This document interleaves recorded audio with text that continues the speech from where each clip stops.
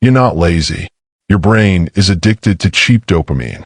Break the cycle, and you'll become unstoppable. Introduction. We live in a world built to hijack your brain. Every ping, every scroll, every like, it's not harmless. It's rewiring you. You've been trained to chase comfort, quick pleasure, and avoid silence. But silence is where power is born. This book is your weapon. A 4-chapter manual to reset your brain, take back your focus, and build the version of yourself that this world doesn't want you to become. Welcome to Dopamine Reset. Escape the trap. This isn't a detox. This is war. Chapter 1. Hijacked. How dopamine took over your life. The silent thief of satisfaction. Picture this. You wake up, and before your feet touch the floor, your hand is already reaching for your phone.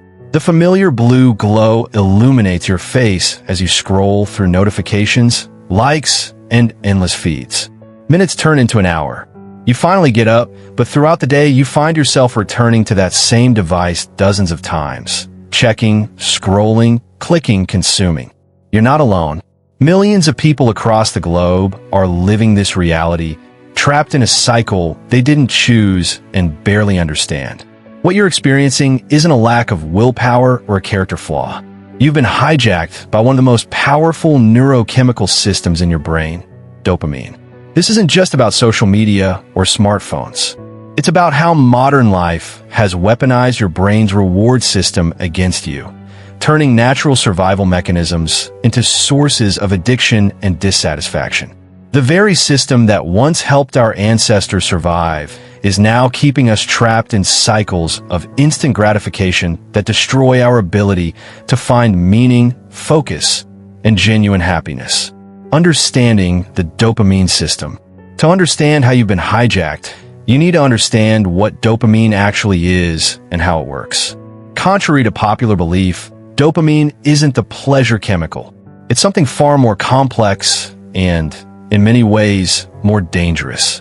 Dopamine is the neurotransmitter of anticipation, seeking, and wanting. It's released not when you get something good, but when you expect something good might happen. This system evolved over millions of years to help our ancestors survive. When they saw a potential food source or mate, dopamine flooded their system, giving them the motivation and energy to pursue these life-sustaining rewards. The key insight is this. Dopamine is about the chase, not the catch. It's about the possibility of reward, not the reward itself. This is why you can spend hours scrolling through social media, always feeling like the next post might be the one that satisfies you, but never actually feeling satisfied. Your brain's dopamine system operates on what scientists call variable ratio reinforcement. This means you get rewarded unpredictably. Sometimes you get a like, sometimes you don't. Sometimes you find an interesting article, sometimes you don't. This unpredictability is precisely what makes the system so addictive. It's the same mechanism that makes gambling so compelling and slot machines so effective. The hijacking process. Modern technology companies have essentially reverse-engineered your brain's reward system. They've created products that trigger dopamine release in ways that bypass your conscious decision-making processes. Here's how the hijacking happens. The intermittent reinforcement trap. Every time you check your phone, you're essentially pulling a slot machine lever. Sometimes you get a reward, a message, a like, interesting content. Sometimes you don't. This unpredictability creates what psychologists call intermittent reinforcement, which is the most powerful form of behavioral conditioning known to science, the infinite scroll. Traditional media had natural stopping points. The end of a newspaper, the conclusion of a TV show. Digital media eliminated these boundaries. Social media feeds, video platforms, and news sites are designed to be endless, ensuring you never reach a natural conclusion point where you might stop and evaluate whether you want to continue. The feedback loop. Every action you take online generates data that's used to make the next piece of content more compelling. Algorithms learn your preferences, your weaknesses, your triggers. They become increasingly sophisticated at predicting what will keep you engaged, creating a personalized addiction machine. The social validation cycle. Humans are inherently social creatures. We're wired to care about what others think of us because throughout evolution, social rejection often meant death. Modern platforms exploit this by gamifying social approval through likes, comments, shares, and followers. Each notification triggers a small dopamine hit, reinforcing the behavior. The rewiring of your brain. The constant stimulation of your dopamine system isn't just changing your behavior, it's physically rewiring your brain. Neuroplasticity, the brain's ability to form new neural connections, means that repeated behaviors literally change your brain structure. Tolerance and desensitization. Just like with drugs, repeated exposure to high dopamine activities leads to tolerance. Your brain produces fewer dopamine receptors and becomes less sensitive to the chemical. This means you need increasingly intense stimulation to feel the same level of satisfaction. What once felt exciting now feels boring. What once felt rewarding now feels neutral. Baseline dopamine depletion. When you constantly spike your dopamine through artificial means, your baseline levels drop. This creates a state called anhedonia, the inability to feel pleasure in everyday activities. Simple pleasures like reading a book, having a conversation, or taking a walk become unstimulating. Your brain has been conditioned to expect constant, intense stimulation. The attention economy. Your ability to focus, to sustain attention on a single task, is being systematically destroyed. The constant switching between apps, notifications, and digital stimuli fragments your attention. Your brain becomes accustomed to rapid task switching and begins to crave novelty and stimulation even when you're trying to focus on important work. The daily destruction of long-term satisfaction.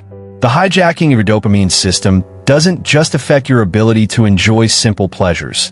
It fundamentally alters your relationship with long-term goals and delayed gratification. Here's how this destruction unfolds in your daily life. The erosion of deep work. Complex, meaningful work requires sustained attention and the ability to push through periods of difficulty or boredom. When your brain is conditioned to expect constant stimulation, these natural valleys in engagement become intolerable. You reach for your phone at the first sign of mental discomfort, breaking your concentration and preventing you from accessing the deep satisfaction that comes from challenging, meaningful work. The patience paradox. Anything worthwhile takes time. Learning a skill, building relationships, creating something meaningful, achieving fitness goals, all require patience and the ability to work without immediate rewards. A hijacked dopamine system makes this nearly impossible. You become addicted to instant feedback and immediate gratification, making it extremely difficult to invest in activities that pay off over months or years. The comparison trap. Social media presents a curated highlight reel of others' lives, creating unrealistic comparisons that fuel dissatisfaction with your own life. Your dopamine system becomes conditioned to seek validation through comparison rather than through genuine achievement or internal satisfaction. This creates a perpetual state of inadequacy and restlessness. The hidden costs. The hijacking of your dopamine system carries costs that extend far beyond the obvious time wasting. These costs compound over time, creating a life that feels increasingly hollow and unfulfilling. Diminished creativity. Creativity requires boredom, mental space, and the ability to sit with uncertainty. When your brain is constantly stimulated, you lose access to the default mode network, the brain state associated with creativity, self-reflection, and insight. Your most innovative ideas often come during unstimulated moments that you now automatically fill with digital distraction. Relationship deterioration. Human connection requires presence, patience, and the ability to find interest in ordinary conversations and moments. When your brain is hijacked by high-stimulation activities, the subtle pleasures of human interaction become unstimulating. You become less present with others, less patient with their imperfections, and less capable of the deep listening that builds meaningful relationships. Physical health decline. The constant stress response triggered by digital stimulation affects your physical health. Chronic dopamine dysregulation is linked to sleep problems, anxiety, depression, and even metabolic issues. The sedentary lifestyle that often accompanies digital overconsumption compounds these effects. Loss of identity. When your attention is constantly captured by external stimuli, you lose touch with your internal world. You become less aware of your own thoughts, values, and desires. Your identity becomes increasingly shaped by external validation rather than internal reflection and authentic self-discovery. The moment of recognition.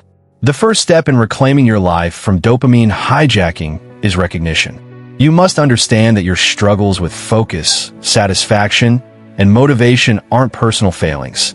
They're the predictable result of a system designed to capture and monetize your attention. This recognition can be both liberating and overwhelming. Liberating because you realize you're not broken or weak.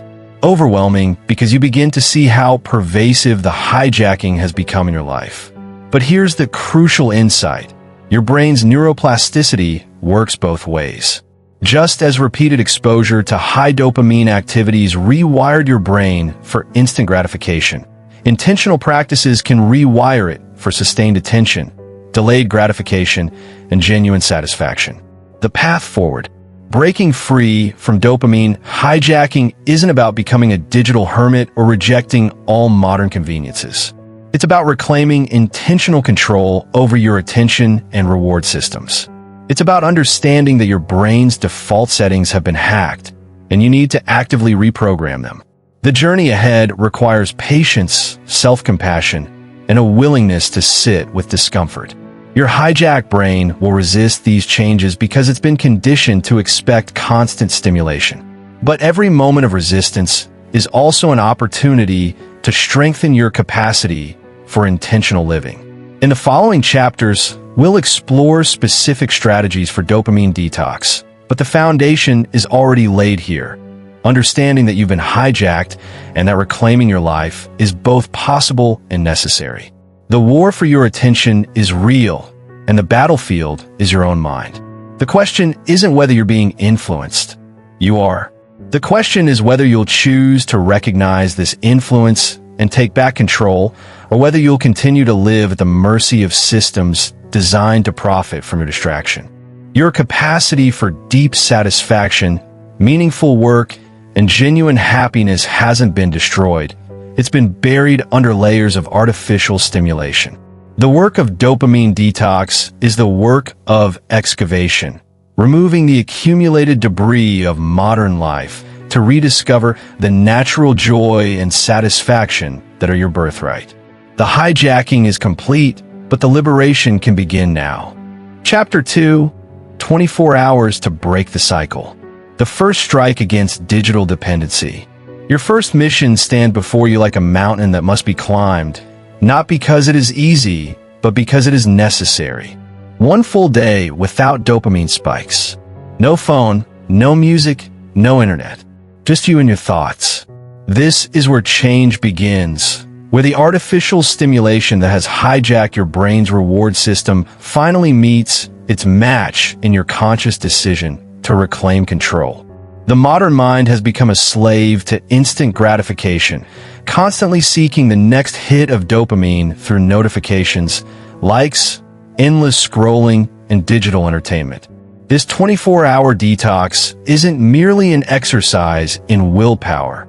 It's a surgical strike against the neural pathways that have been carved deep by years of digital dependency.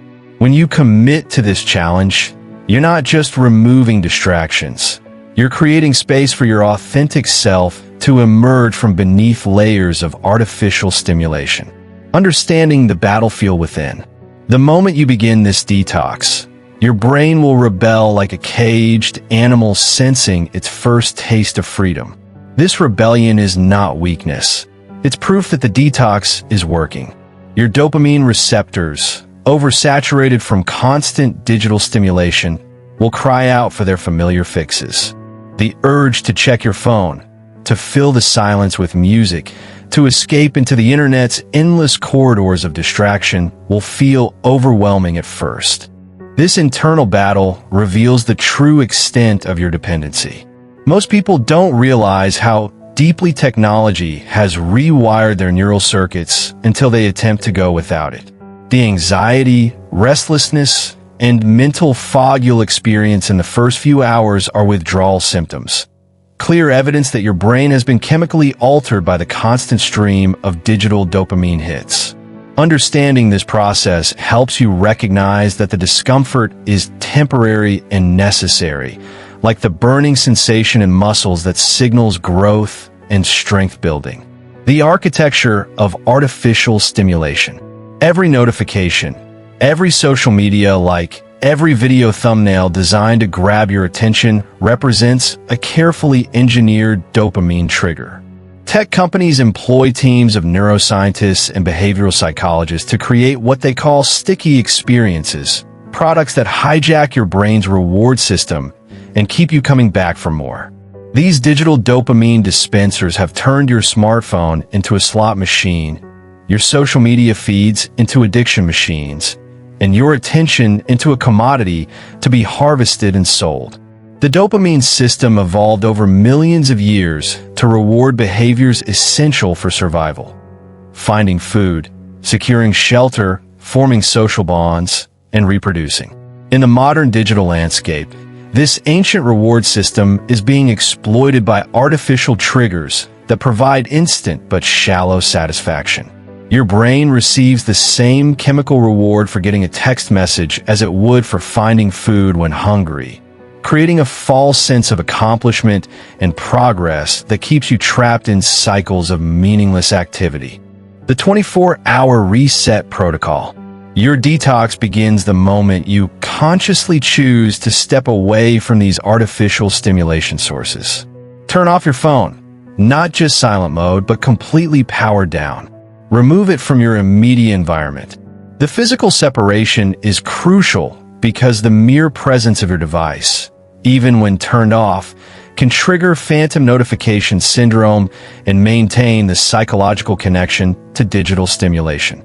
Music, while seemingly innocent, serves as another form of external stimulation that prevents your mind from settling into its natural state. During this 24-hour period, you'll discover the profound difference between entertained silence and authentic quiet. Without the constant backdrop of sound, your thoughts will initially feel loud and chaotic, but this is your mind learning to process information without external assistance. The silence becomes a canvas upon which your true thoughts and feelings can finally be painted clearly. Navigating the withdrawal landscape. The first few hours will test your resolve in ways you might not expect. Your hands will unconsciously reach for your phone dozens of times. You'll find yourself walking to where your computer sits, drawn by invisible threads of habit. These automatic behaviors reveal how deeply ingrained your digital dependencies have become.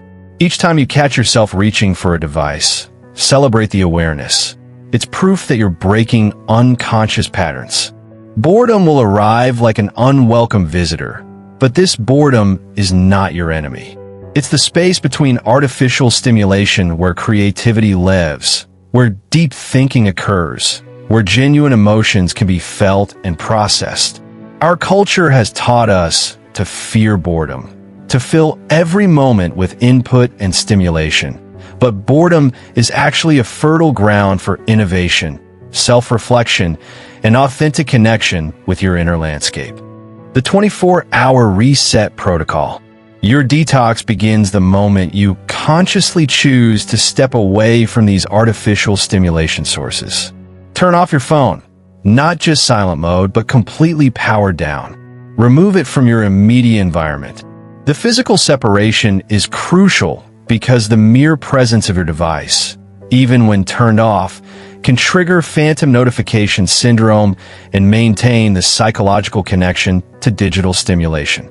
Music, while seemingly innocent, serves as another form of external stimulation that prevents your mind from settling into its natural state.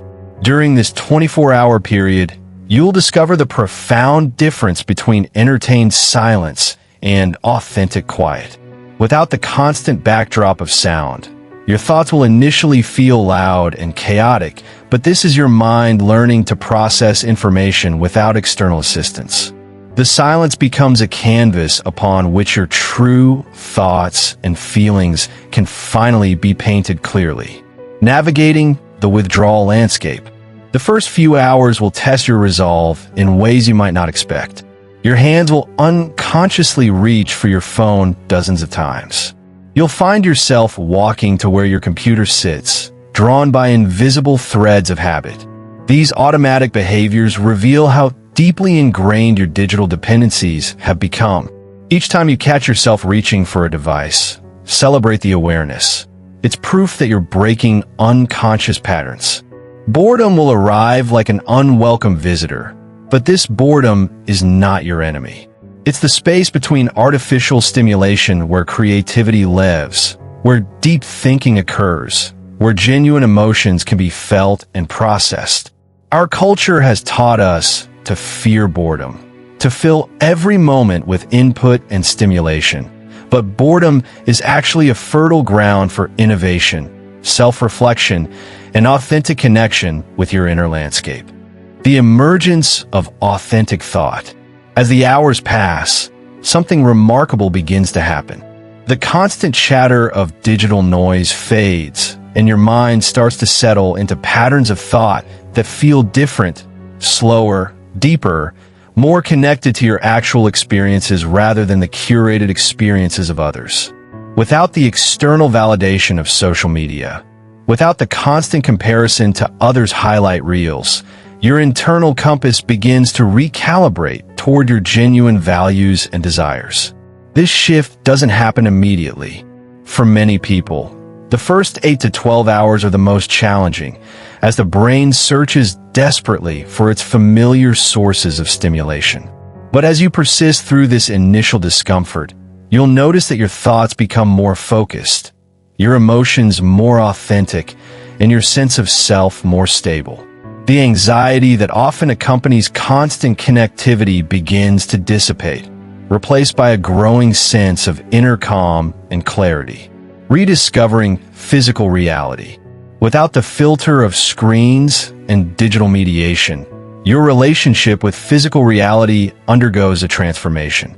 Colors seem more vivid, textures more interesting, and simple activities like walking or eating become opportunities for genuine engagement rather than mere background activities while you scroll through your phone. Your senses, no longer competing with digital input, become more attuned to the rich sensory information that surrounds you constantly, but often goes unnoticed. The physical world operates on different rhythms than the digital world. Natural light changes gradually throughout the day, weather patterns shift slowly, and seasons unfold over months rather than seconds. By removing yourself from the hyperkinetic pace of digital information, you begin to sync with these natural rhythms, leading to better sleep, more stable mood, and a deeper sense of connection to the world around you. The social dimension of silence. One of the most profound aspects of this 24-hour detox is how it affects your relationship with other people. Without the buffer of digital communication, you're forced to engage with others in more direct, authentic ways. Conversations become deeper because you're not mentally composing your next social media post or waiting for the ping of a notification to interrupt your attention. The fear of missing out, FOMO, that drives so much digital behavior begins to reveal itself as largely illusory. The urgent messages, the breaking news, the social media updates that seem so important when you were connected prove to be far less significant when viewed from the perspective of genuine human connection and authentic presence. This realization helps you understand how much of your digital engagement is driven by manufactured urgency rather than genuine importance. Mental clarity and cognitive restoration. Your brain, freed from the constant task of processing and responding to digital stimuli, begins to engage in what neuroscientists call default mode processing. This is the mental state where your brain consolidates memories, processes emotions, and engages in creative problem solving. The default mode network, which is often disrupted by constant digital input, finally has space to operate effectively. Many people report experiencing insights, creative breakthroughs, and emotional clarity during their dopamine detox that they haven't felt in years. This isn't coincidence. It's the natural result of giving your brain the space and time it needs to engage in higher-order thinking processes. The constant switching between digital tasks and real-world activities creates what researchers call cognitive residue, where part of your attention remains stuck on previous digital interactions. The detox clears this residue, allowing for more focused and effective thinking. The uncomfortable truth about digital comfort. As you progress through your 24-hour detox, you'll likely discover that much of what you considered relaxation in the digital world was actually a form of mental stimulation that prevented true rest. Scrolling through social media, binge-watching videos, or playing mobile games might feel relaxing in the moment, but they keep your brain in a state of arousal that prevents genuine recovery and restoration. True relaxation involves allowing your mind to settle into its natural resting state, something that's impossible when you're constantly feeding it new information and stimulation. The detox reveals the difference between passive entertainment and active rest, between distraction and genuine peace. This understanding becomes crucial for developing a healthier relationship with technology once your detox period ends. Emotional regulation without digital numbing. Without the option to escape into digital distraction, you'll be forced to confront emotions and thoughts that you might typically avoid through scrolling or gaming. This can be uncomfortable initially, but it's also incredibly valuable. Digital devices often serve as emotional regulation tools. We reach for our phones when we're anxious, bored, sad, or overwhelmed, using the dopamine hit to temporarily alter our emotional state. During the detox, you'll need to develop alternative methods for managing difficult emotions. This might involve breathing exercises, physical movement, journaling with pen and paper, or simply sitting with uncomfortable feelings until they pass naturally. These skills, developed during your 24-hour detox, will serve you well beyond this initial period, providing you with more sustainable and healthy ways to manage your emotional landscape. The rhythm of natural time. Digital time is instant, constant, and urgent. Natural time is cyclical, patient, and forgiving.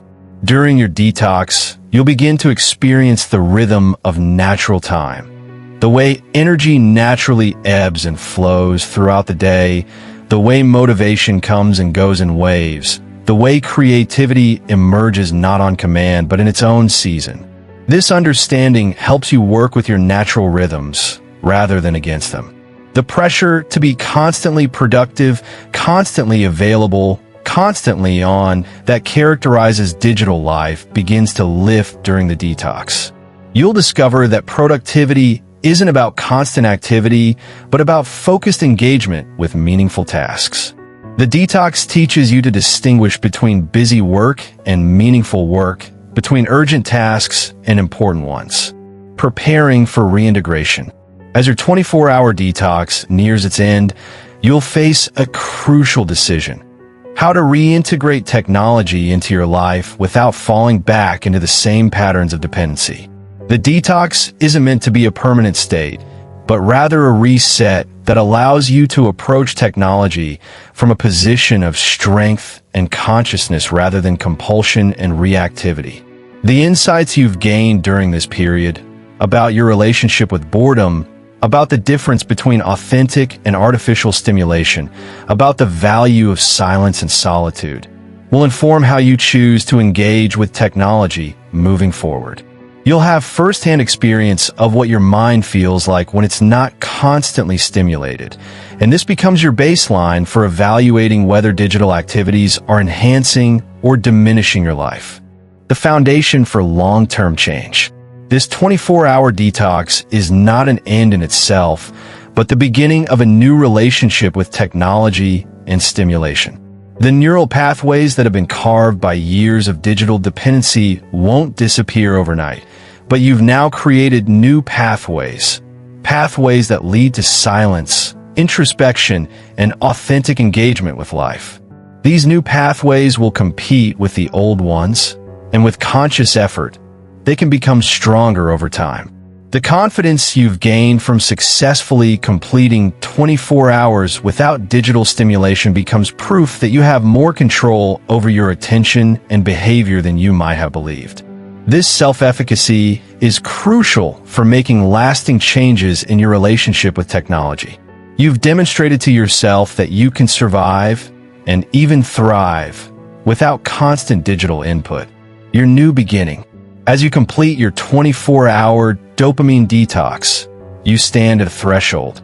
Behind you lies a day of conscious choice, of deliberate engagement with your own mind and authentic reality. Ahead lies the opportunity to carry these insights forward into a life where technology serves you rather than enslaving you, where silence is welcomed rather than feared, and where your attention becomes a precious resource that you guard and direct with intention. The detox ends, but your journey toward a more conscious, intentional relationship with stimulation and technology has just begun. You now possess the most powerful tool for lasting change. The direct experience of what your mind feels like when it's free from the constant bombardment of artificial dopamine triggers. This experience becomes your North Star, guiding you toward choices that support your authentic self rather than the manufactured self that digital culture tries to impose upon you. The 24 hours are complete. The real work begins now. Chapter 3: Embracing Boredom, the key to power and focus. The modern fear of emptiness. We live in an age where boredom has become our greatest enemy, or so we believe. The moment our minds encounter the slightest void, we reflexively reach for our phones, scroll through endless feeds, or consume whatever digital stimulation lies within arm's reach. This automatic response has created a generation that fears silence, dreads empty moments, and has forgotten one of humanity's most powerful tools, the strategic embrace of boredom. What we've lost in our relentless pursuit of constant stimulation is the understanding that boredom isn't a problem to be solved. It's a doorway to be walked through. This fear of mental emptiness runs deeper than mere discomfort. It represents a fundamental misunderstanding of how our brains function and grow. When we consistently fill every moment with external stimulation, we rob our minds of the space necessary for internal processing, creative synthesis, and deep focus development. The result is a scattered consciousness that can only function when fed a constant stream of dopamine-triggering content, creating a dependency that mirrors addiction in its intensity and consequences. The neuroscience of unstimulated mind. To understand why boredom is powerful, we must first examine what happens in our brains when we're not actively engaged with external stimuli. During these seemingly empty moments, our brains don't simply shut down. They activate what neuroscientists call the default mode network, DMN. This network becomes active when we're not focused on the outside world and the mind is wandering in a free-flowing manner. Far from being idle, this state represents some of our brain's most important work: memory consolidation, future planning, moral reasoning, and creative problem solving. Research has shown that the DMN is responsible for connecting disparate pieces of information stored in different regions of the brain, creating the novel associations that form the foundation of creative thinking. When we constantly interrupt this process with external stimulation, we prevent our brains from making these crucial connections. This explains why our best ideas often come during mundane activities like showering, walking, or lying in bed. Moments when we allow our minds to wander freely without the interference of dopamine-seeking behaviors. The constant avoidance of boredom also weakens our brain's ability to sustain attention on single tasks. Each time we escape boredom through digital stimulation, we reinforce neural pathways that prioritize novelty-seeking over sustained focus. This creates a vicious cycle where our tolerance for unstimulated time decreases, making us increasingly dependent on external sources of mental engagement. Breaking this cycle requires us to deliberately cultivate comfort with boredom, training our brains to find satisfaction in sustained, focused attention rather than constant stimulation. The creative furnace of emptiness. Boredom serves as the furnace where creativity is forged. When we remove the constant input of external stimulation, our minds begin to generate their own content, drawing from the vast reservoir of experiences, knowledge, and memories stored within. This internal generation of thoughts and ideas is fundamentally different from the passive consumption of external content. It requires active mental participation, forcing our brains to work harder and develop stronger neural pathways related to imagination and original thinking.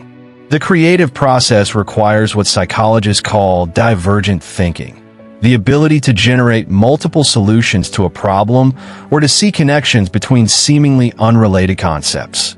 This type of thinking flourishes in the space that boredom provides.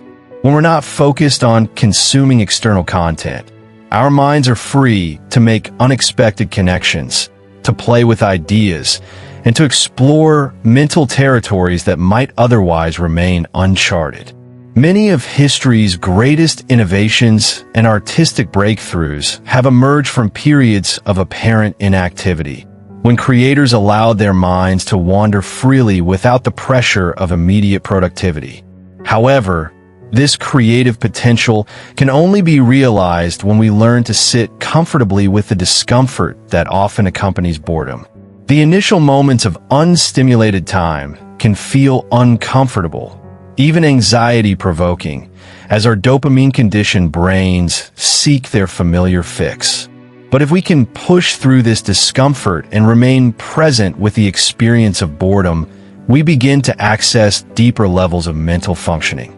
We start to hear the quieter voices of intuition and inspiration that are usually drowned out by the noise of constant stimulation.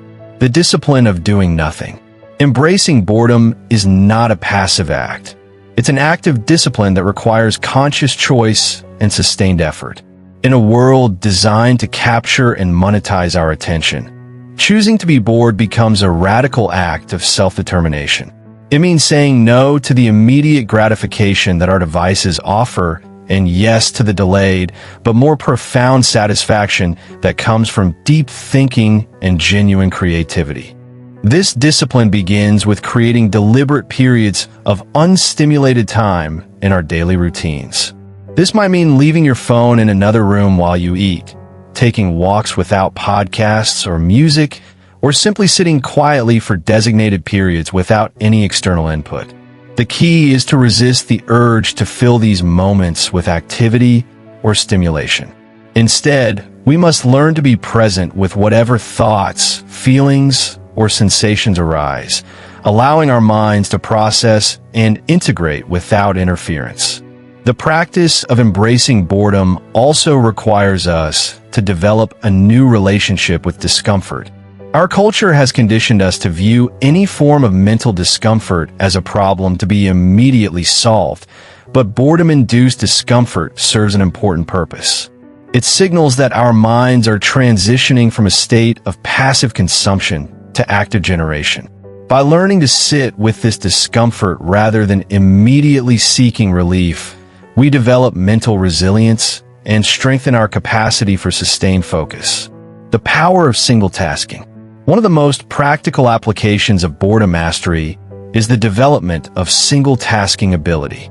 In our multitasking culture, the ability to focus deeply on one task for extended periods has become a rare and valuable skill.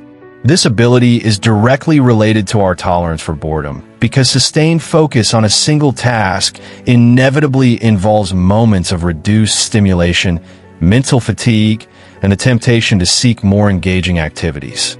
When we learn to embrace boredom, we develop the mental muscle necessary to push through these moments of reduced engagement without abandoning our focus. We become comfortable with the natural rhythms of attention, understanding that peaks of intense concentration are often followed by valleys of lower stimulation. Instead of interpreting these valleys as signals to switch tasks or seek stimulation, we learn to see them as natural parts of the deep work process. This single-tasking ability transforms not just our productivity, but our entire relationship with work and achievement. Tasks that once felt impossible to complete become manageable when we can sustain attention without constantly seeking dopamine hits. Projects that require deep thinking and sustained effort become sources of satisfaction rather than frustration. We discover that the most meaningful work often happens in the spaces between excitement, in the steady, unglamorous process of sustained attention. Breaking the stimulation addiction. The journey toward boredom mastery often reveals the extent to which we've become addicted to stimulation. Like any addiction, our dependence on constant mental input creates tolerance. We need increasingly intense or novel stimulation to achieve the same level of satisfaction. This escalation ultimately leads to a state where nothing feels engaging enough, where we're constantly seeking but never truly satisfied. Breaking this addiction requires a deliberate withdrawal process, much like recovering from any substance dependency. We must gradually reduce our stimulation intake, allowing our dopamine receptors to reset and our baseline satisfaction levels to return to normal. This process can be uncomfortable, even distressing, as we confront the mental habits that have come to define our daily existence. The withdrawal from stimulation addiction often reveals underlying emotional states that we've been unconsciously avoiding through constant distraction. Anxiety, sadness, restlessness, and existential questioning may emerge when we remove the buffer of constant stimulation. Rather than viewing these emotions as problems to be solved, we must learn to see them as information, signals from our deeper selves that deserve attention and processing. This emotional processing is another crucial benefit of embracing boredom, as it allows us to develop greater self-awareness and emotional resilience. The meditation of everyday moments.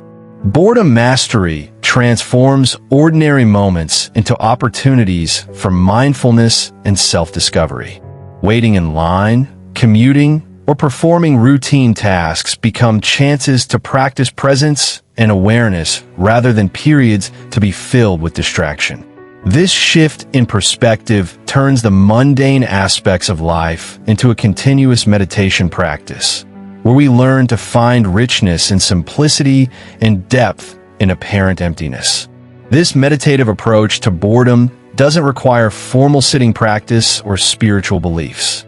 It simply requires the willingness to be fully present with whatever experience is unfolding, without immediately seeking to change or escape it. When we stand in line at the grocery store, instead of reflexively reaching for our phones, we can observe our surroundings, notice our breathing, or simply be aware of the experience of waiting. These moments of mindful boredom become anchors of presence in our otherwise hurried lives. The practice of finding meditation in everyday moments also develops our capacity for what psychologists call metacognition, awareness of our own thinking processes. When we're not constantly consuming external content, we become more aware of our internal mental patterns, our emotional reactions, and our habitual ways of processing experience. This increased self-awareness is fundamental to personal growth and the development of emotional intelligence. The social courage of boredom.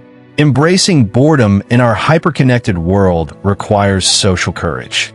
We must be willing to appear disengaged or antisocial when we choose not to participate in the constant stream of digital communication and entertainment. This can feel isolating, especially when everyone around us seems to be constantly connected and stimulated. However, this social courage often leads to deeper, more meaningful connections with others. When we're not constantly divided between present moment interactions and digital distractions, we become more available for genuine human connection. We develop the ability to be fully present with others, to listen deeply, and to engage in conversations that go beyond surface-level exchange. People often respond positively to this quality of presence, even if they can't articulate why. The social aspect of boredom mastery also involves creating boundaries around our availability and attention. We must learn to say no to the constant demands for immediate response and reaction that characterize modern communication. This boundary setting is not antisocial. It's a necessary step in reclaiming our mental space and developing the capacity for deep thought and genuine presence.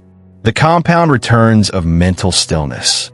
The benefits of boredom mastery compound over time, creating exponential returns in creativity, focus, and life satisfaction. As we develop greater tolerance for unstimulated time, we find that our capacity for sustained attention grows stronger. Tasks that once seemed impossible become manageable, and projects that require deep thinking become sources of genuine enjoyment. This compound effect extends beyond productivity to encompass our entire approach to life. We become less reactive to external circumstances, more comfortable with uncertainty, and more capable of finding satisfaction in simple experiences. The constant need for external validation and stimulation diminishes, replaced by a growing sense of inner stability and self-sufficiency. The long-term practice of embracing boredom also leads to what might be called attention sovereignty, the ability to direct our mental energy according to our own values and priorities rather than being constantly pulled by external demands. This sovereignty is perhaps the most valuable outcome of boredom mastery, as it allows us to live more intentionally and authentically. Practical strategies for boredom cultivation. Developing comfort with boredom requires specific strategies and practices that can be integrated into daily life. The first step is to identify and eliminate the easy escapes we typically use to avoid boredom. This might mean putting our phones in another room during meals, removing apps that provide instant entertainment, or creating phone-free zones in our homes. The next step is to actively create opportunities for boredom in our daily routines. This could involve taking regular walks without any audio input, eating meals in silence, or designating specific times for sitting quietly without any planned activity. The key is to start small and gradually increase our tolerance for unstimulated time. It's also important to develop strategies for managing the discomfort that often accompanies boredom. This might include deep breathing exercises, gentle physical movement, or simply reminding ourselves that the discomfort is temporary and serves a purpose. The goal is not to eliminate the discomfort, but to develop greater resilience in the face of it. The liberation of less. Ultimately, boredom mastery leads to a profound liberation, the freedom from the constant need for external stimulation and validation. This freedom allows us to find satisfaction in simple experiences, to engage deeply with chosen activities, and to develop a sense of inner richness that doesn't depend on external circumstances. This liberation is not about becoming passive or disengaged from life. Instead, it's about developing the capacity to choose our engagement consciously rather than being pulled by unconscious habit or external pressure. We become the authors of our own attention rather than victims of whatever happens to capture it. The journey toward boredom mastery is challenging because it requires us to confront many of the assumptions and habits that characterize modern life. But for those willing to undertake this journey, the rewards are profound. Increased creativity, enhanced focus, deeper relationships, and a more authentic way of being in the world. In learning to embrace boredom, we discover that what we initially feared as emptiness is actually fullness. The fullness of our own minds, freed from the constant need for external stimulation, and finally able to generate the rich inner life that is our birthright as conscious beings. The path forward is clear. We must learn to sit with emptiness until it reveals its hidden treasures. We must develop the courage to be bored in a world that profits from our constant distraction. And we must remember that in the space between thoughts, in the pause between activities, in the silence between words, lies the source of all creativity, wisdom, and authentic power. Master boredom, and you master yourself. And in mastering yourself, you discover a freedom that no external force can ever take away. Chapter 4. Rebuild. Designing a life of real joy and discipline. The silence has settled. Your mind, once a chaotic marketplace of competing stimuli, has found its center. You've completed the detox, stepped away from the artificial highs, and discovered something profound in the quiet spaces between thoughts. But detox was never the destination. It was the preparation. Now comes the real work, rebuilding your life with intention, purpose, and genuine fulfillment. This is where transformation moves from temporary relief to permanent revolution. Think of this moment as standing in a cleared field after burning away overgrown weeds. The ground is fertile, the air is clean, but what grows next depends entirely on what you plant. The habits you choose to cultivate now will determine whether you create a garden of purpose or allow the weeds of distraction to creep back in. This rebuilding phase isn't about restriction or deprivation. It's about conscious construction of a life that serves your deepest values and highest aspirations. The foundation of this new life rests on understanding a fundamental truth. Real joy doesn't come from external stimulation, but from internal alignment. When your actions match your values, when your daily choices serve your long-term vision, when your habits support rather than sabotage your goals. This is where authentic satisfaction lies. It's not the fleeting spike of dopamine from a notification or the temporary high of instant gratification. It's the deep, sustainable contentment that comes from knowing you're living with purpose and moving towards something meaningful. This alignment begins with clarity about what truly matters to you. Not what society says should matter, not what your past self thought was important, but what your clearest, most honest self recognizes as worthy of your time and energy. During the detox, you likely experienced moments of startling clarity, insights about what you actually want, realizations about what's been holding you back, or visions of who you could become if you fully committed to your growth. These glimpses weren't accidents. They were your authentic self speaking through the noise that finally had a chance to be heard. Building on this clarity, you must now design systems that make your best choices automatic. Discipline isn't about constant willpower or perpetual struggle. It's about creating an environment and structure where doing the right thing becomes the path of least resistance. This means setting up your physical space, your daily routines, your social connections, and your mental frameworks in ways that naturally guide you toward your goals rather than away from them. Consider how your environment shapes your behavior. If you want to read more, place books where you use to keep your phone. If you want to exercise regularly, lay out your workout clothes the night before. If you want to eat healthier, stock your kitchen with nutritious options and remove processed foods from easy reach. These aren't mere tricks. They're acknowledgments that your surroundings profoundly influence your choices, and taking control of your environment is taking control of your life. Your daily routine becomes the scaffolding on which your new life is built. Not a rigid schedule that imprisons you, but a flexible framework that supports your priorities. This routine should include non-negotiable elements that anchor your day in purpose. Perhaps morning meditation, exercise, creative work, or meaningful conversation. These anchors serve as touchstones that remind you who you're becoming and why it matters, especially when the inevitable challenges and distractions arise.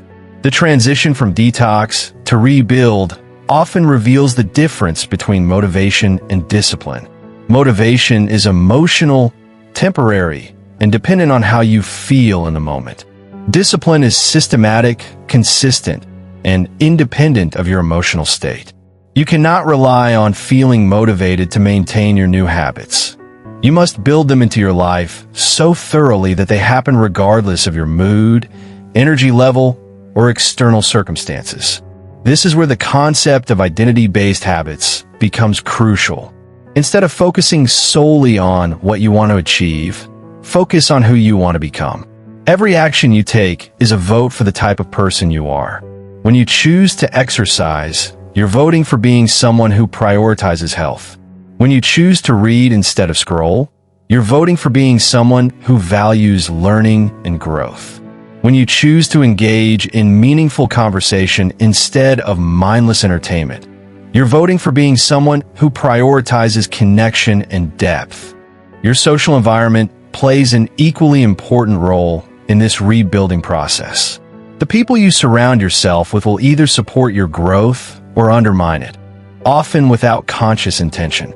This doesn't mean you need to abandon relationships, but it does mean being intentional about who you spend time with and in what context.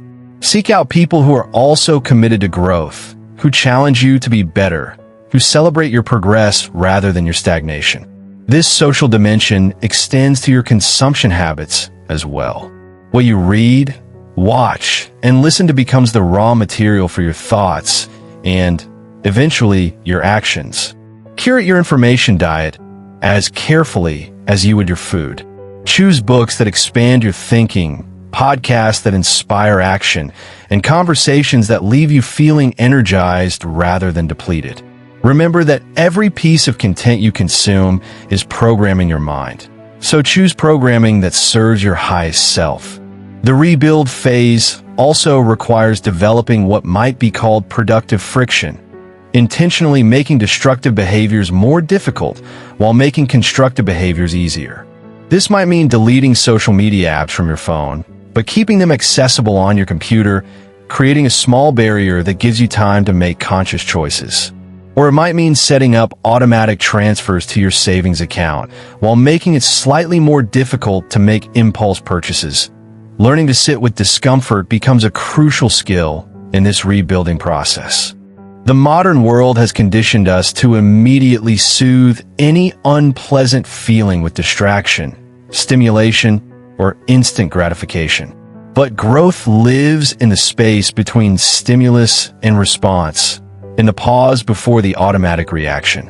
When you feel bored, anxious, or restless, instead of immediately reaching for your phone or seeking stimulation, practice sitting with the feeling. Notice it, name it, and then choose your response consciously. This practice of conscious responding rather than automatic reacting extends to all areas of life. When faced with a challenge, instead of immediately seeking escape or distraction, pause and ask, what is this situation trying to teach me? Or how can I respond in a way that serves my growth?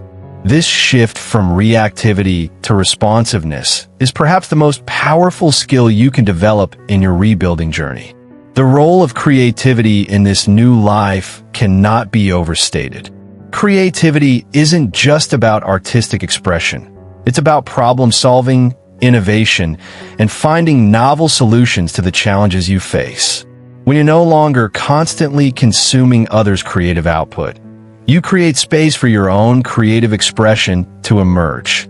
This might manifest as writing, art, music, or entrepreneurship, but it could also be as simple as finding creative solutions to everyday problems or approaching your work with innovation and originality. Physical health becomes both a foundation and a reflection of your rebuilt life. The discipline you develop in maintaining your body through exercise, nutrition, sleep, and stress management strengthens the mental discipline required for all other areas of growth. Your physical practices become metaphors for how you approach challenges. The persistence required for fitness builds persistence in other areas. The patience needed for gradual health improvements teaches patience with personal growth, and the consistency required for physical well-being develops the consistency needed for lasting change. Sleep, in particular, deserves special attention in your rebuild. Quality sleep isn't just about physical recovery. It's about mental clarity, emotional regulation, and decision-making capacity. When you're well-rested, you're far more likely to make choices aligned with your values and goals. Prioritizing sleep means setting boundaries around evening activities, creating a peaceful bedroom environment, and developing pre-sleep routines that signal to your mind and body that it's time to rest and recover. The financial dimension of your rebuild often reflects your deeper values and priorities. Money isn't just about accumulating wealth. It's about creating options, reducing stress, and aligning your spending with your values. This might mean investing in experiences rather than things, buying quality items that last rather than cheap alternatives that need frequent replacement, or spending money on tools and resources that support your growth rather than temporary pleasures that provide fleeting satisfaction. Your relationship with work and productivity will likely undergo significant transformation during this rebuild. Instead of busy work that fills time, you'll begin to focus on meaningful work that creates value. This shift requires developing discernment about what truly matters versus what merely feels urgent. It means learning to say no to opportunities that don't align with your goals so you can say yes to those that do. It means measuring success not just by hours worked, but by impact created and progress made toward your meaningful objectives. As you rebuild, you'll discover that solitude becomes not something to avoid, but something to embrace. The quiet moments, the spaces between activities, the times when you're alone with your thoughts. These become opportunities for reflection, creativity, and connection with your deeper self. You'll learn to distinguish between loneliness, which is painful and seeks external filling, and solitude, which is peaceful and generates internal clarity. The practice of gratitude becomes a cornerstone of your rebuilt life, not as a forced positivity exercise, but as a recognition of the abundance that already exists in your life. When you're no longer constantly seeking the next stimulation or distraction, you begin to notice and appreciate what's already present. This appreciation creates a positive feedback loop. The more you notice what's good in your life, the more good you tend to create and attract. Learning becomes a lifelong commitment rather than something confined to formal education. In your rebuilt life, you approach each day with curiosity and openness to growth. You read not just for entertainment, but for insight. You engage in conversations not just for social connection, but for mutual learning. You view challenges not as obstacles, but as opportunities to develop new skills and deepen your understanding. The concept of legacy begins to influence your daily choices. Not legacy in the sense of what people will remember about you after you're gone, but the impact you're having on the world right now, today, through your actions and choices.